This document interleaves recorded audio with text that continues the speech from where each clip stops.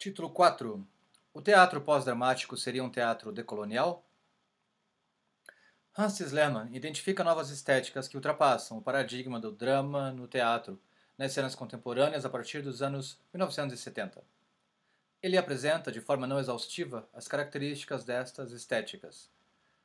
Teatro da desconstrução, teatro plurimediático, teatro restaurador, tradicional, convencional, teatro dos gestos e movimentos, descontinuidade, heterogeneidade, não textualidade, pluralismo, diversidade de códigos, subversão, multilocalização, perversão, o ator como tema e figura principal, deformação, o texto como um valor autoritário e arcaico, a performance como terceiro elemento entre o drama e o teatro, antimimético, a rejeição da interpretação.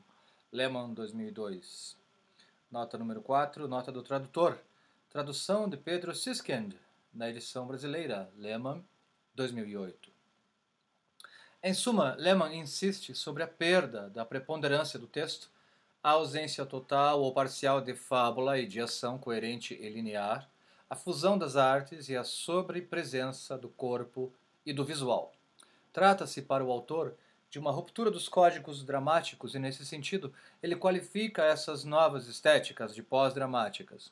Considerando que o drama é o corolário estético da modernidade e colonialidade, poderíamos pensar que a superação e mesmo a explosão de suas características formais permitiria o deslocamento estético sobre o qual se baseia o projeto decolonial.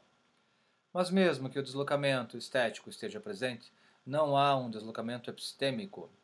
O próprio Hans Lehmann constata que, aspas, o teatro se encontra concretamente diante da questão das possibilidades para além do drama, não necessariamente para além da modernidade, aspas. O deslocamento estético é apenas parcial, pois mesmo que a estrutura dramática seja fragmentada, ela se torna ainda mais presente, confirmando sua modelização. Diz Lehmann, o adjetivo pós-dramático designa um teatro que se vê impelido a operar para além do drama em um tempo após a configuração do paradigma do drama no teatro. Ele não quer dizer negação abstrata, mero desvio do olhar em relação à tradição do drama. Após o drama, significa que este continua a existir como estrutura, mesmo que enfraquecida, falida, do teatro normal. Fim de citação. Não apenas a modernidade e colonialidade não é colocada em questão por esse deslocamento estético, mas o próprio termo deslocamento é problemático. Mesmo que haja ruptura com relação ao drama, os membros ou ramos do organismo dramático, embora como um material morto, ainda estão presentes e constituem o espaço de uma lembrança em irrupção. Ao romper com o drama, o teatro pós-dramático o reifica como modelo ou como antimodelo, mas sem descartá-lo. Contra Hans Lehmann, Muriel Plana vê o teatro pós-dramático como o corolário estético da pós-modernidade. Citação. A encarnação cênica nos últimos 30 anos de certa pós-modernidade e de várias tendências dominantes, ideológicas e estéticas de uma arte teatral que faz referência a elas de forma consciente ou inconsciente. Fim de citação. Nota 8. Nota do tradutor na versão em francês. L'incarnation scénique depuis ces 30 dernières années d'une certaine postmodernité et de plusieurs tendances dominantes idéologiques et esthétiques d'un art théâtral qui s'y réfère consciemment ou inconsciemment. Assim, o que explica o afastamento do texto em proveito da sobrecorporeidade, a dissolução da fábula e das fronteiras entre o teatro e as outras artes, é a falência das metanarrativas de legitimação do saber sobre as quais se assentava o mundo moderno. Dessa forma, Muriel Plana não apenas valida nossa hipótese da concordância do drama com a modernidade e colonialidade, mas ela também define o teatro pós-dramático como pós-moderno. No entanto, a pós-modernidade é uma crítica eurocêntrica da modernidade. Essa crítica efetua-se do interior da modernidade, de dentro do contexto epistêmico que ela busca desconstruir. Em suma, a pós-modernidade não opera nenhum delinking, Ela permanece na matriz colonial do poder. Podemos compreender então que o deslocamento estético operado pelo teatro pós-dramático, se é que realmente há um deslocamento, não se projeta como força de proposta decolonial e não provoca um deslocamento epistêmico. Descolonizar as cenas teatrais significa operar um deslocamento duplo, estético e epistêmico. Mas, concretamente, que formas esse deslocamento duplo adota? Que exemplos podemos encontrar desse teatro decolonial? Título: Que tipo de deslocamentos epistêmicos estéticos para um teatro decolonial? Estudo de caso de Cai Pacha, de Juan Francisco Moreno Montenegro.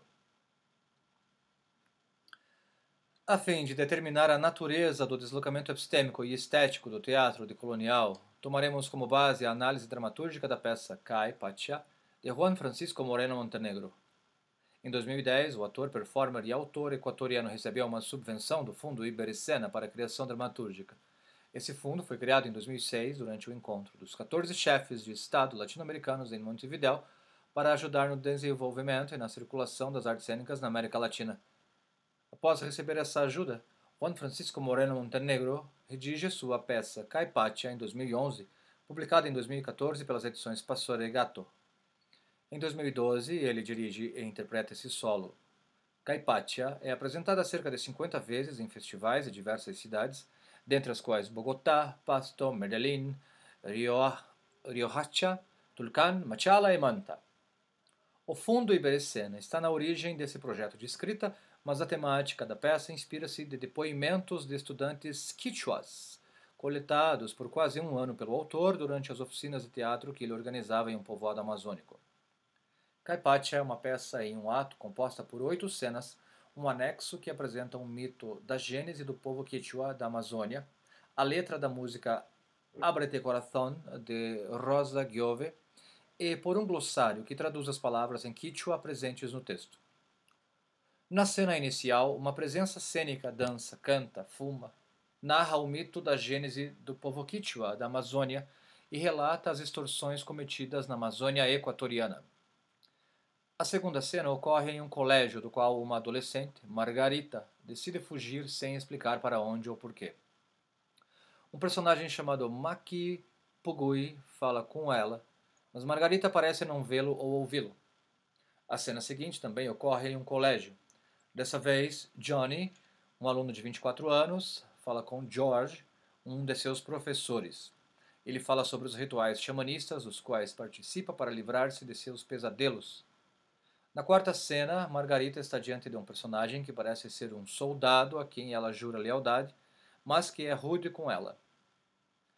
Na cena 5, Johnny canta para George seu passado de combate e como fugiu. Na cena seguinte, Margarita e Makipugui conversam, se veem como se fossem prisioneiros do mesmo mundo dos mortos, completamente cinza. Margarita tenta ser ouvida por Johnny, que sente sua presença na cena 7. Finalmente, a última cena consiste em um ritual xamanista organizado pelo sábio Carlos, e composto de cantos, danças e fumaça de tabaco. Johnny participa desse ritual, que é observado por Margarita. A escolha dessa peça como estudo de caso tem uma dupla motivação. Primeiramente, Juan Francisco Moreno Montenegro pertence a uma área geográfica e cultural que não se encontra no centro da modernidade e colonialidade. Ora, segundo Henrique Dussel, a radicalização da noção de exterioridade permite destacar o potencial epistêmico de espaços culturais relativamente exteriores à modernidade, aptos a desvelar a geo e a corpopolítica da epistemologia dominante.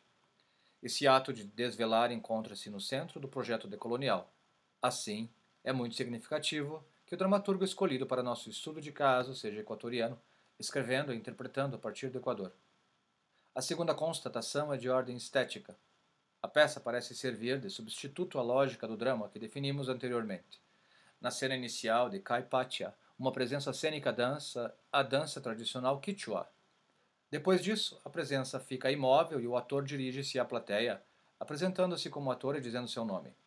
Ele começa a contar a gênese do povo quichua, antes de tornar-se novamente presença, que dança e exprime sua angústia, diz fragmentos de textos e executa uma pantomima e uma caminhada de katakali.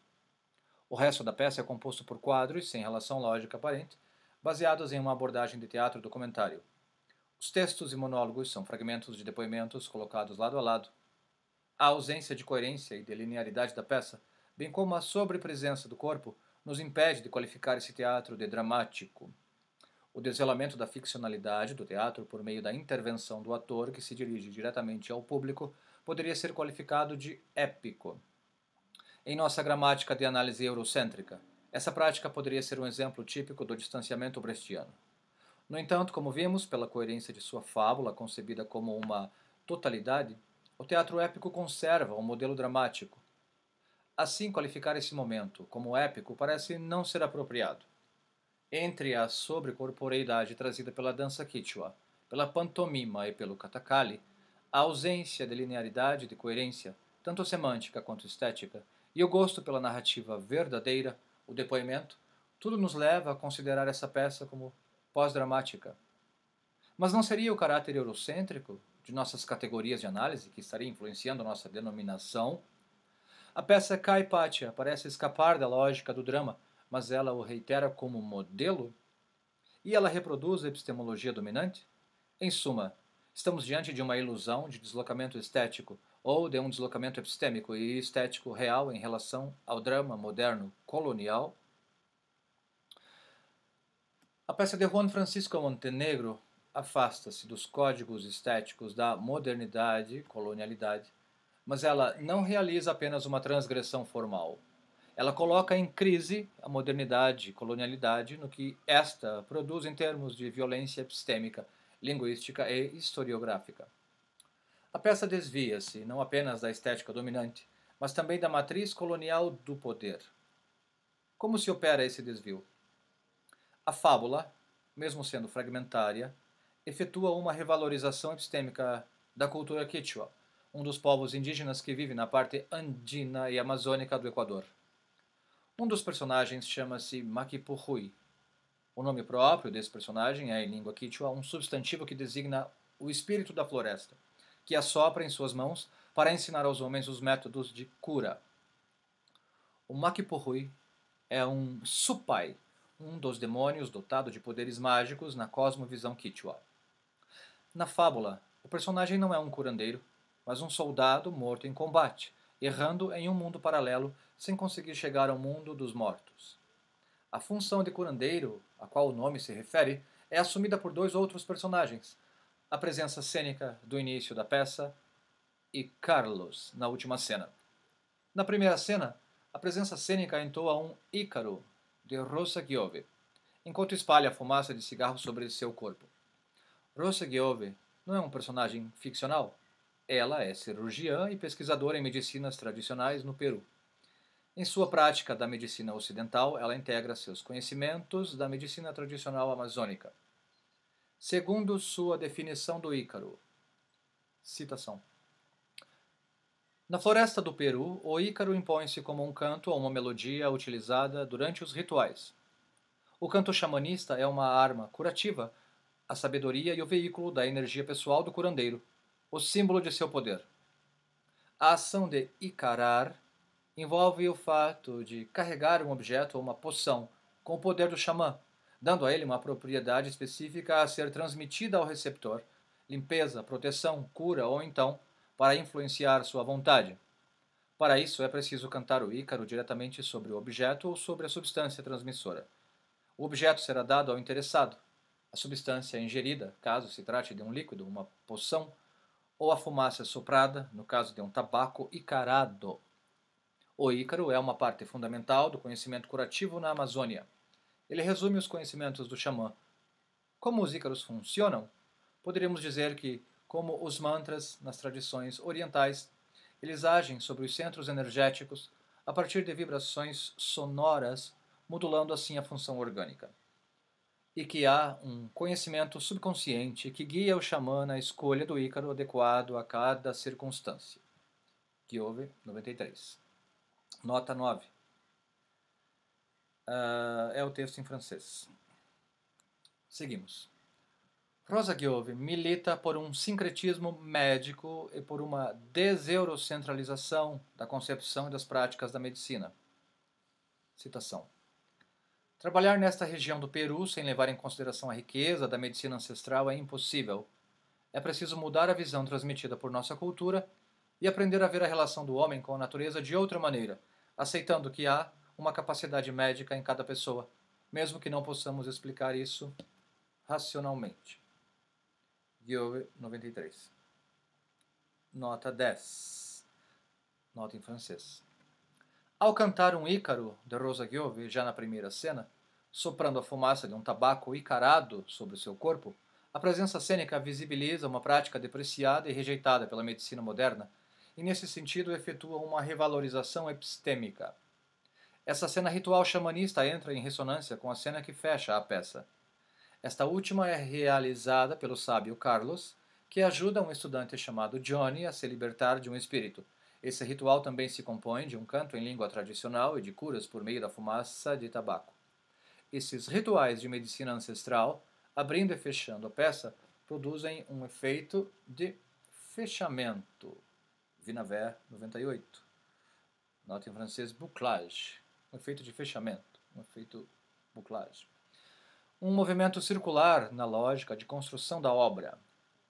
Essa circularidade remete ao movimento das mãos realizado pela presença cênica e pelo curandeiro Carlos durante o ritual para dispersar a fumaça icarada sobre o corpo a ser tratado. Esse destaque, dado pela própria forma da obra a uma prática não moderna da medicina, reforça uma dinâmica de revalorização cognitiva e epistêmica da cultura quichua. No plano linguístico, a peça de Juan Francisco Moreno Montenegro está repleta de termos quichuas, tanto nas didascálias quanto nas falas dos personagens. Esses termos são introduzidos na língua castelhana e traduzidos em um glossário anexo ao texto. Essa intrusão linguística faz parte da desconstrução do monolinguismo e é suscetível de descolonizar o pensamento ao produzir novas formas de conhecimento. Se considerarmos que pensamos na língua, pensar entre duas línguas permitiria pensar de forma diferente, deslocar a epistemologia dominante. Historicamente, o Império Colonial e a língua imperial formavam um par, e o pensamento monotópico, que garante a hegemonia epistêmica ocidental, está ligado ao monolinguismo. Quando Las Casas define as diversas formas de barbárie, ele afirma, quando Las Casas define as diversas formas de barbárie, ele afirma que ela se baseia em uma diferença de origem religiosa, linguística e alfabética. O bárbaro é aquele que não tem a mesma religião, a mesma língua e o mesmo alfabeto que aquele que se atribui o direito de nomeá-lo assim. Assim, a língua encontra-se no núcleo da classificação racial sobre a qual se apoia a diferença colonial. Em 1492, o ano da vitória final do Reino de Castilla sobre os mouros e o ano da descoberta da América por Cristóvão Colombo, a rainha Isabel de Espanha pede ao gramático Nebrija qual seria o interesse de estabelecer a gramática de uma língua vernácula. O estudioso responde que a construção de um império se realiza pela expansão das letras e não somente pelas armas. A constituição de um império colonial se efetua pela imposição do monolinguismo. Ao inserir termos quichuas nas didascálias e nas falas, Juan Francisco Moreno Montenegro efetua um bilinguagem. O linguagem não é somente uma língua, mas trata-se da maneira específica de viver na língua, uma praxis da língua. O bilinguagem é um deslocamento fora das línguas hegemônicas e imperiais e uma relocalização na praxis das línguas ameríndias. O bilinguagem é um meio de liberação da hegemonia epistêmica veiculada pelo monolinguismo. E, nesse sentido, pode ser aproximado do pensamento dialógico, que visa repensar as culturas acadêmicas a partir da multiplicidade de conhecimentos, ignorada pelo monolinguismo e pelo pensamento monotópico. Freire, 93. Ao efetuar um deslocamento linguístico, a peça de Juan Francisco Moreno Montenegro retira-se da hegemonia linguística castelhana e da monotopia epistêmica que ela produz. Finalmente, Caipacha, a peça, efetua uma revalorização e uma reapropriação historiográfica. A presença cênica, na cena de abertura da peça, conta um mito da gênese do povo Quichua, intitulado Como Nasceram os Nauparuna sobre Nossas Origens. Essa gênese conta que o deus Yaya criou os Quichuas a partir da terra esculpida e que os demônios tentaram fazer a mesma coisa, mas não possuíam esse poder. Essa gênese contrasta com as primeiras histórias das culturas ameríndias, contadas na Europa e narradas por nativos alfabetizados pelos espanhóis. A alfabetização não teve como consequência apenas o aprendizado de uma nova gramática, mas também de uma nova forma de ler, de escrever e de contar, imposta pelos colonizadores. Os relatos dos nativos alfabetizados, para contar e transmitir seu passado, foram modificados. Para os historiadores espanhóis, a alfabetização era algo necessária para a escrita historiográfica. Eles não negavam que os ameríndios tinham seus próprios meios de relatar o passado através de lendas orais ou de representações pictóricas, mas eles não davam nenhum valor historiográfico a esses meios, que eram julgados mais próximos da crença incoerente do que da história. Os espanhóis designaram a si próprios para assumir e dar forma ao relato historiográfico desses povos ameríndios, retirando a legitimidade de qualquer maneira de contar a história que fosse diferente da deles. Ao levar à cena a gênese do povo Quichua, a presença cênica realiza uma apropriação da maneira de contar a si mesmo e de assumir sua própria história, afastando-se das linhas diretivas hegemônicas. Acompanhe no próximo vídeo a conclusão. Não deixe de curtir o vídeo, curtir o canal, ativar o sininho. E vamos nessa. Tá calor, hein?